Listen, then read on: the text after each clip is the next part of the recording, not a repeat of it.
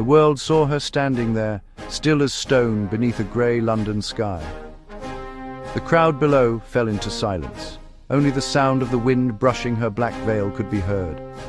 On that balcony stood Catherine, Princess of Wales, a mother, a wife, a daughter-in-law of a queen gone, and a symbol of Britain's quiet endurance. But on this Remembrance Sunday, she carried something different. It wasn't her crown. It wasn't her smile. It was a single red poppy, pinned close to her heart. For decades, Catherine had worn 3 poppies, one for each of her great-grandmother's brothers, who never came home from the First World War. But this year, she chose one, just one. And in that single flower, people saw 1,000 emotions: grief, hope, legacy, love. Some said it was a new tradition, a way of honoring all who have fallen as one. Others whispered that it was something deeper, something personal. Because behind that serene face is a woman who has quietly carried the weight of a changing royal family. A nation watching, judging, and yet needing her calm.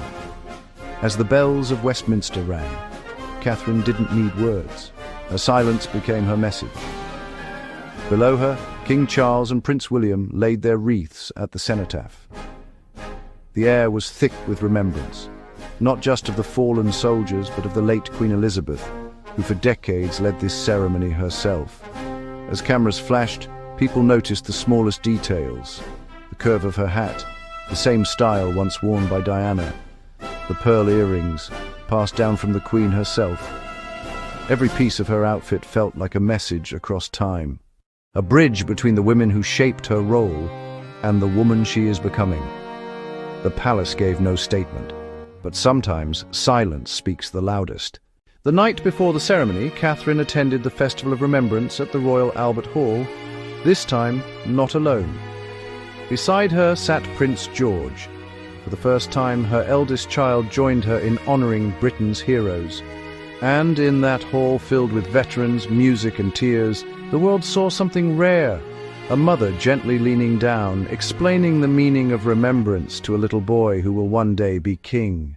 She pointed to the stage, she whispered softly, and for a brief moment, the royal family didn't look royal at all. They looked human. Catherine's handmade poppy that night wasn't from a jeweller or designer. It was crafted by a young British artist, Izzy Ager, using silk, glass and natural fibres. Each petal was shaped by hand, just as each name on the memorial wall was once written by hand. That detail alone captured Catherine's heart and the world's attention. She reminded millions watching that remembrance isn't a costume, it's a feeling. It's not about how many flowers you wear, but about the stories they hold. As Catherine stood at the balcony, rain clouds gathered above Whitehall. Yet she didn't flinch. Her eyes followed the crowd, veterans with medals, children holding poppies, widows with photographs. She blinked once, swallowed slowly, and let a single tear fall. For a woman often called too perfect, that tear was her truest crown. Because grace isn't about smiling for the cameras, it's about standing strong when the world is watching, and letting humanity show through silence. In that moment, Britain saw not a duchess, not a symbol, but Catherine, the woman who loves deeply and remembers quietly. Her single poppy became a story the nation will never forget. A symbol that remembrance isn't counted in numbers. It's carried in hearts. And maybe that's why she wore one.